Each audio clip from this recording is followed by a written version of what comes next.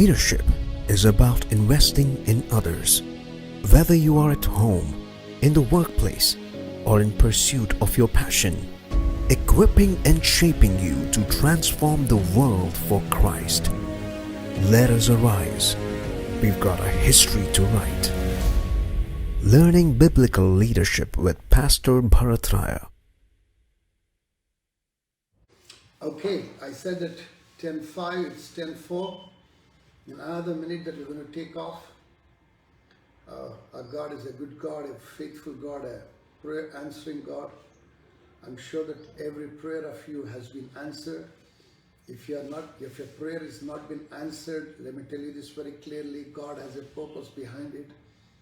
There is a delay, but there is never a denial in the house of God.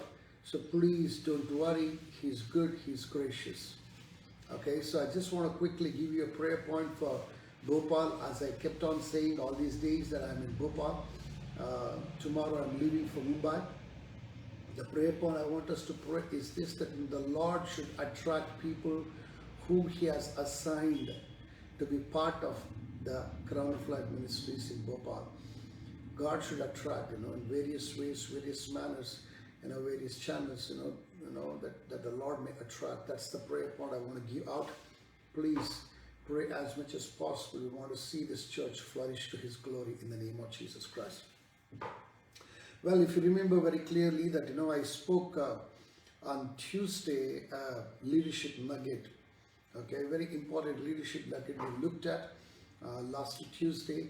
And what we learned is this, that, how important it is for us to treat ourselves as we treat others.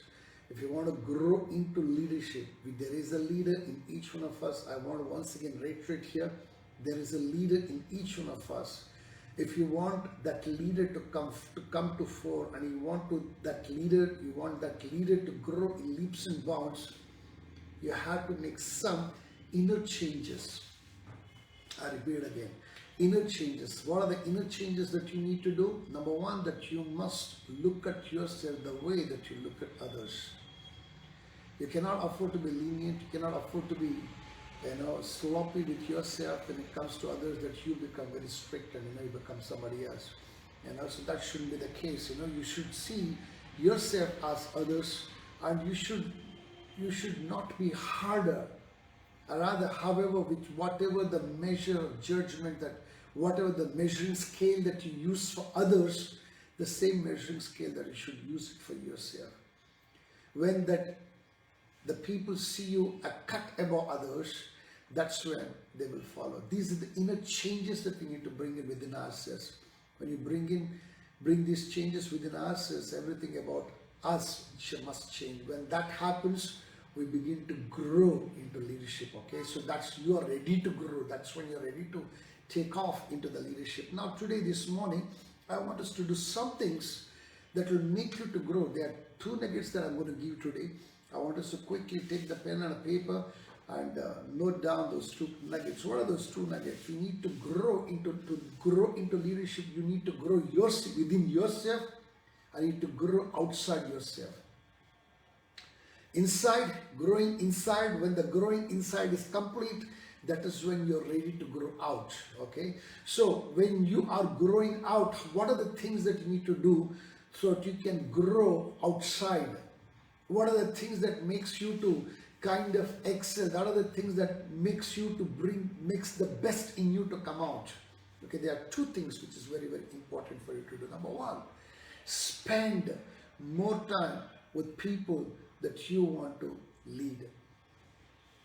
Let me say this very clearly, my brothers and my sisters. I do not know how many of you know this. After Joseph, there was no leader among Israelites. I repeat, after Joseph, the death of Joseph and death of all the children of Jacob,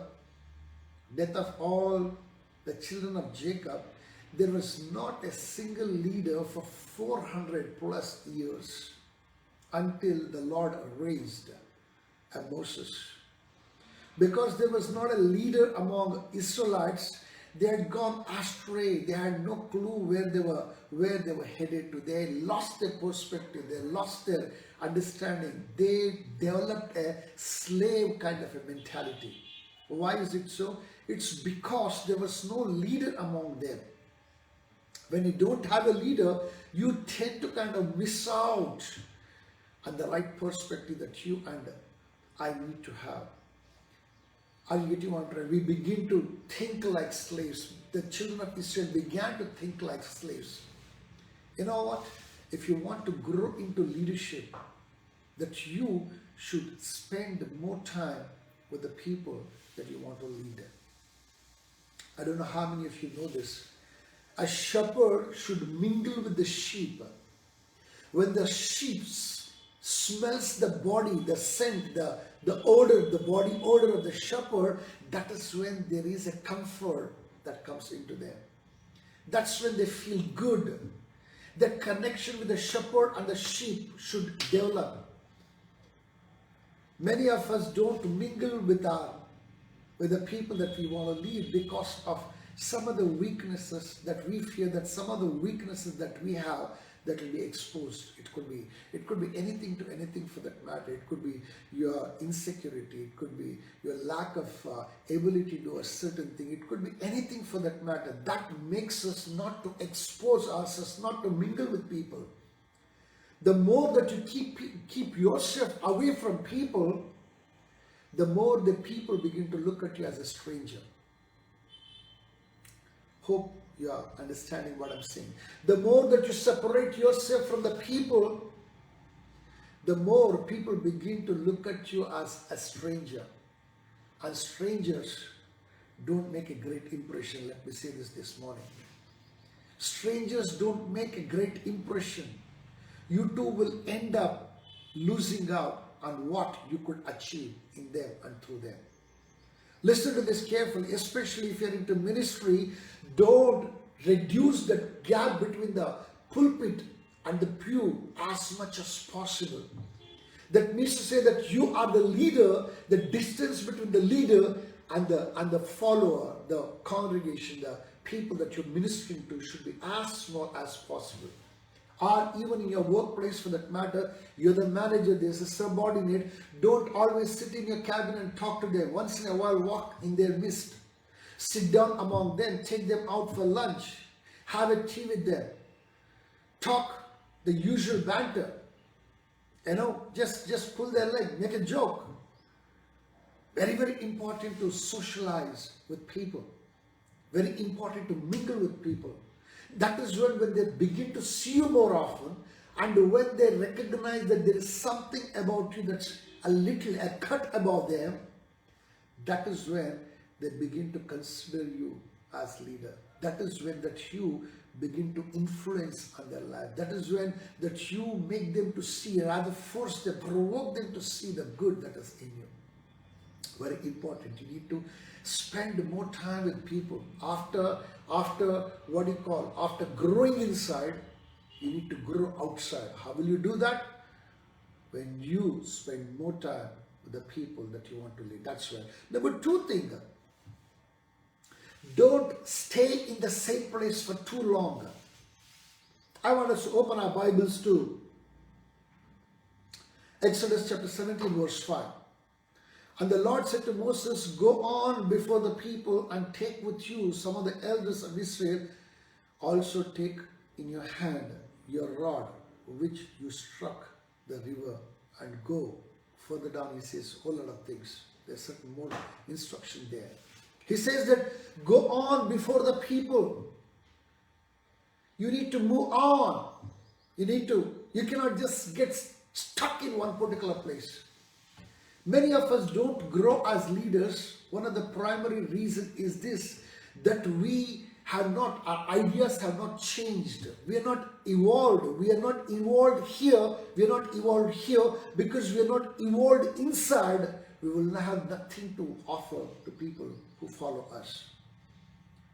The more that you begin to stay in one particular, this is what happened with Moses. What happened with Moses? They all came to one particular place and they were hanging out there for too long. When he hung around for too long, nothing was happening, people began to look around, they began to murmur. And that is when the Lord spoke to Moses and asked him to pick up himself and go further. You know what? You need to move. I need to move. We cannot sit in a comfort zone. Many people say that you need the money to do ministry.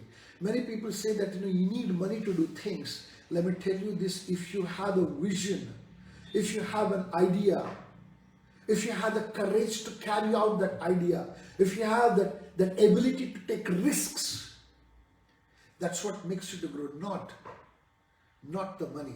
Money will come. Money is a byproduct. I repeat again, money is a byproduct. It's not a primary thing. You need to have a vision.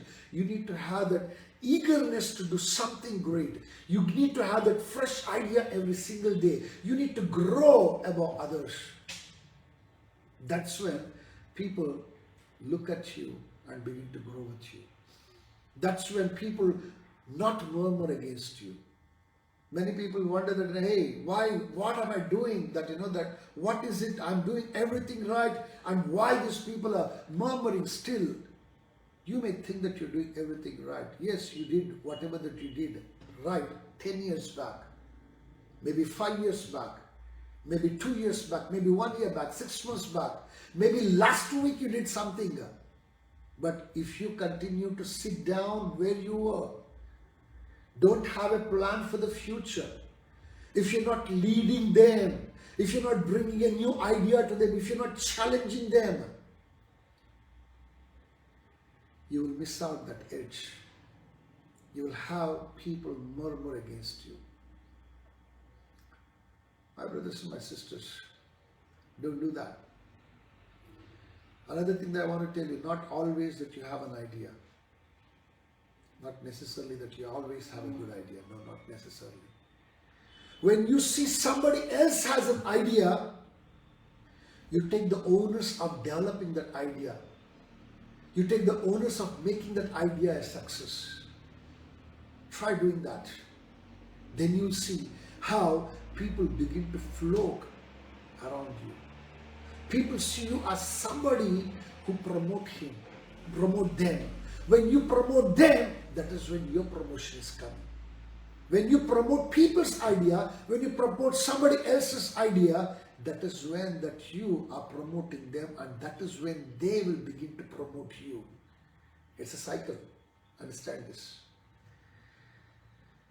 Many of us miss out on some of the vital things in our ministry, in our workplace, and wherever that the Lord has kept, whichever the domain that the Lord has kept us in, because we fail to recognize these simple things. What are the two nuggets that we learned this morning? To grow into leadership, which is outside us. You need to spend more time with people that you're leading. That's number one. Number two, we need to make sure that we always possess a new idea. We always are ready to take risks, always courageous, always not lack in that freshness. When that happens, people invariably begin to follow after you. It's just a matter of time. With this, I want us to close our eyes and I want us to pray. Father, in the name of Jesus Christ of Nazareth, Lord, I bring all those ones who are under the unction of my voice, under the throne of grace, Lord. I pray, my Father, my God, in the name of Jesus Christ, the fresh ideas, Lord. Lord, that freshness into leadership of Master, the grace to bring in that freshness of Father, give it to these children in the name of Jesus Christ, wherever that they stand, Lord, whichever domain, the sphere of influence that they find themselves, Father. I pray, Lord, the grace to spend more time with the people that they lead, and also the fresh ideas that they need, Lord, to keep them going, not to allow them to murmur.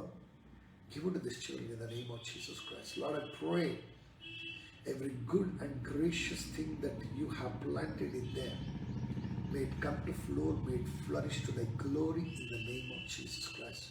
I commit them, and all things belong to them into your hands, Father. Show forth your tender mercies. In Jesus' matchless and precious name, we make this prayer. Amen. My brothers and my sisters, don't just leave this leadership nugget, hear it and just leave it there. Take a paper and a pen, note it down. Not just note it down, make a plan. I do not know where you are. You may be at home, you may be in the office, you may be in the ministry, you may be wherever that you are in. Make a plan. What's the sphere of my influence? How can I use this particular leadership nugget? Make sure that you use it. When you use it, success invariably, inevitably must come to you. Okay, God bless you. Again, I'm going to come back to see you at 10 o'clock. I'm going to take only 5 minutes. 10 o'clock I'll be online. 10:05 until 10:05 that I'll be interacting with people. At 10, after 10:05, and I'm going to taking off. I'm going to be taking off. Maybe 10 minutes to 12 minutes that I'll take to bring that important devotional, and after that we'll continue to go into the day. Okay, so that's what it is. So please make sure that you are there with us tomorrow 10 a.m. sharp. Stay blessed, and please share this particular video to as many as possible. Tag your friends, tag your relatives, tag your colleagues, and tag all those ones who have potential of leadership in them, so they too may learn a lesson or two and get better wherever that they are. God bless you. You have an awesome day. Stay blessed.